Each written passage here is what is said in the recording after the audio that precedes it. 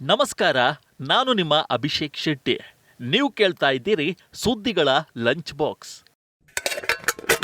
ಕಳೆದ ವರ್ಷ ಎಷ್ಟು GST ವಂಚನೆ ಆಗಿದೆ, ಯಾವ ಕಂಪನಿಗಳು ನೇಮಕಾತಿ ಮಾಡಿಕೊಳ್ಳುತ್ತಿವೆ, ದೆಹಲಿ ಪ್ರಾಪರ್ಟಿ ಸೆಕ್ಟರ್ ವಿಷಯದಲ್ಲಿ ಖುಷಿ ಸುದ್ದಿ ಏನಿದೆ, ಈ ಎಲ್ಲ ಸುದ್ದಿಗಳ ಜೊತೆಗೆ ಬಿಸ್ನೆಸ್ ಮತ್ತು ಪರ್ಸನಲ್ ಫೈನಾನ್ಸ್ಗೆ ಸಂಬಂಧಿಸಿದ ಮಹತ್ವದ ಸುದ್ದಿಗಳನ್ನು ಹೇಳ್ತೇವೆ. ಬನ್ನಿ ಸುದ್ದಿಗಳ ಲಂಚ್ ಬಾಕ್ಸ್ ತೆರೆಯೋಣ. 44,000 ಕೋಟಿ GST ವಂಚನೆ. ನಕಲಿ ಕಂಪನಿಗಳ ಸಂಖ್ಯೆ ನೋಡಿದರೆ ಗಾಬರಿಯಾಗ್ತೀರಿ. ಸರ್ಕಾರದ ವಿಶೇಷ ಕ್ಯಾಂಪೇನ್ನಲ್ಲಿ ಬಹಿರಂಗ. GST ಅಂದರೆ ಸರಕು ಮತ್ತು ಸೇವೆ ತೆರಿಗೆ ಜಾರಿಯಾಗಿ 6 ವರ್ಷಗಳು ಕಳೆದು, ಆದರೆ ತೆರಿಗೆ ವಂಚನೆ ಮಾಡುವ ಪ್ರಕರಣಗಳು ಇನ್ನೂ ವರದಿಯಾಗುತ್ತಲೇ ಇವೆ. 44,000 ಕೋಟಿ ರೂಪಾಯಿ ಮೌಲ್ಯದ ತೆರಿಗೆ ಕಳ್ಳತನ ಪ್ರಕರಣಗಳು ಈವರೆಗೆ ವರದಿಯಾಗಿವೆ. 2023ರ ಮೇನಿಂದ GST ಅಧಿಕಾರಿಗಳು ತೆರಿಗೆ ವಂಚನೆ ಪತ್ತೆ ಮಾಡೋದಕ್ಕೆ ವಿಶೇಷ ತನಿಖಾ ಅಭಿಯಾನವನ್ನು ನಡೆಸುತ್ತಿದ್ದಾರೆ. ಈ ಅಭಿಯಾನದಿಂದ ಇಷ್ಟು ಮೊತ್ತದ ವಂಚನೆ ಪತ್ತೆಯಾಗಿದೆ. ಅಷ್ಟೇ ಅಲ್ಲ, 29,273 ನಕಲಿ ಕಂಪನಿಗಳನ್ನು ಈ ಅಭಿಯಾನದ ಅಡಿಯಲ್ಲಿ ಪತ್ತೆ ಮಾಡಲಾಗಿದೆ. ಇದೇ ವೇಳೆ 121 ಜನರನ್ನ ತೆರಿಗೆ ವಂಚನೆಗೆ ಸಂಬಂಧಿಸಿದಂತೆ ಬಂಧಿಸಲಾಗಿದೆ. NPS ಅಟಲ್ ಪೆನ್ಷನ್ ಯೋಜನೆಗೆ 97 ಲಕ್ಷ ಜನರು ಸೇರ್ಪಡೆ, 7 ಕೋಟಿಗೂ ಹೆಚ್ಚು ಚಂದಾದಾರರು. 2023ರಲ್ಲಿ ರಾಷ್ಟ್ರೀಯ ಪಿಂಚಣಿ ಸಿಸ್ಟಮ್ ಮತ್ತು ಅಟಲ್ ಪಿಂಚಣಿ ಯೋಜನೆಗೆ 97 ಲಕ್ಷ ಹೊಸಬರು ಸೇರಿದ್ದಾರೆ.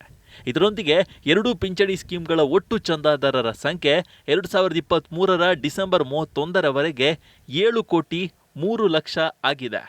ಈ ಪೈಕಿ 5 ಕೋಟಿ 3 ಲಕ್ಷ ಜನ ಅಟಲ್ ಪಿಂಚಣಿ ಯೋಜನೆಗೆ ಸಬ್ಸ್ಕ್ರೈಬ್ ಮಾಡಿದ್ದಾರೆ.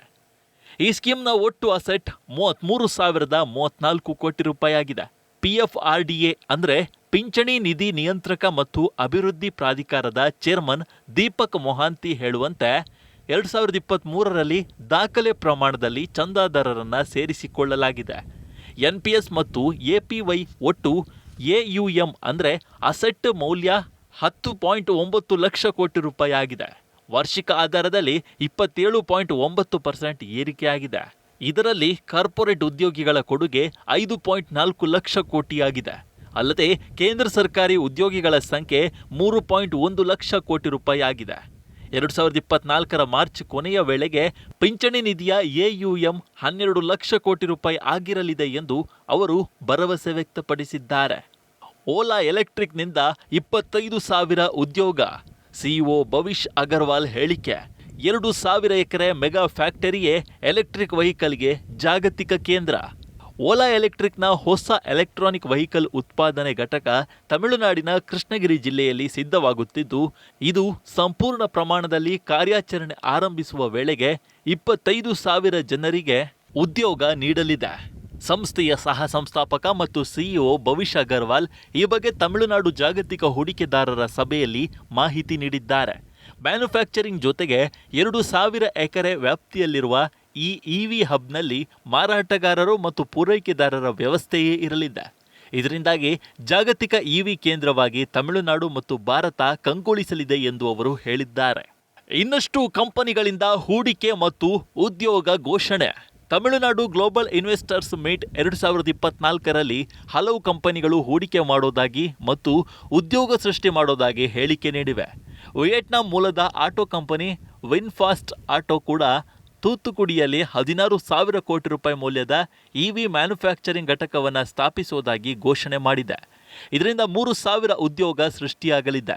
JSW ರಿನ್ಯೂಯೇಬಲ್ಸ್ ಕೂಡ ಹಲವು ಪ್ರಾಜೆಕ್ಟ್ಗಳಲ್ಲಿ 12,000 ಕೋಟಿ ರೂಪಾಯಿ ಹೂಡಿಕೆ ಮಾಡುವ ಮೂಲಕ 6,000ಕ್ಕೂ ಹೆಚ್ಚು ಉದ್ಯೋಗ ಸೃಷ್ಟಿ ಮಾಡಲಿದೆ.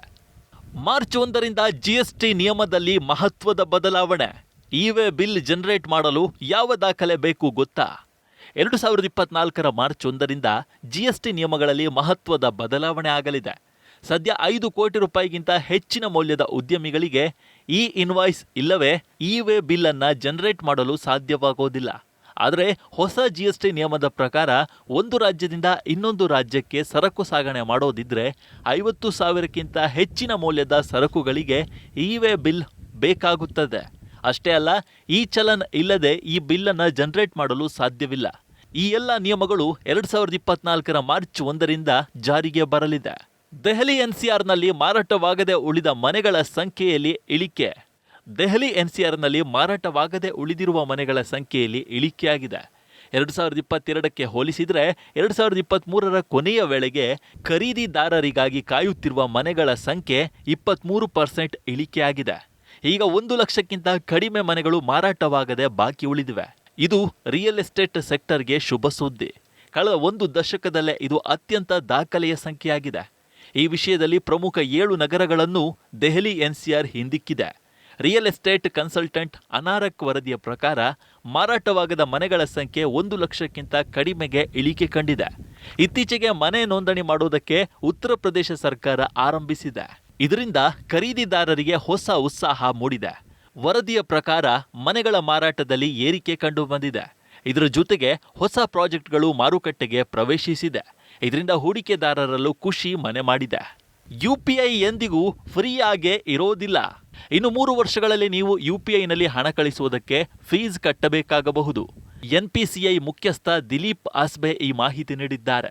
ಆದರೆ ದೊಡ್ಡ ವ್ಯಾಪಾರಿಗಳಿಗೆ ಮೊದಲು ಶುಲ್ಕ ವಿಧಿಸಲಾಗುತ್ತದೆ ಎಂದು ಅವರು ಹೇಳಿದ್ದಾರೆ. ಮುಂದಿನ ದಿನಗಳಲ್ಲಿ ಹೊಸ ಅನ್ವೇಷಣೆಗಳಿಗೆ ಹಣಕಾಸಿನ ಅಗತ್ಯವಿರುತ್ತದೆ. UPI ವ್ಯವಸ್ಥೆಗೆ ಹೆಚ್ಚು ಜನರನ್ನ ಸೇರಿಸಬೇಕಾಗಿದ್ದು, ಇದಕ್ಕಾಗಿ ಕ್ಯಾಶ್ ಬ್ಯಾಕ್ ಇನ್ಸೆಂಟಿವ್ಗಳನ್ನು ನೀಡಬೇಕಾಗುತ್ತದೆ. ಇದೆಲ್ಲದಕ್ಕೂ ಹಣ ಬೇಕಿರುವುದರಿಂದ ಒಂದು ಸಣ್ಣ ಮೊತ್ತದ ಫೀಸ್ ವಿಧಿಸುವ ಸಾಧ್ಯತೆ ಇದೆ. ಆದರೆ ಈ ಶುಲ್ಕವನ್ನು ಸಣ್ಣ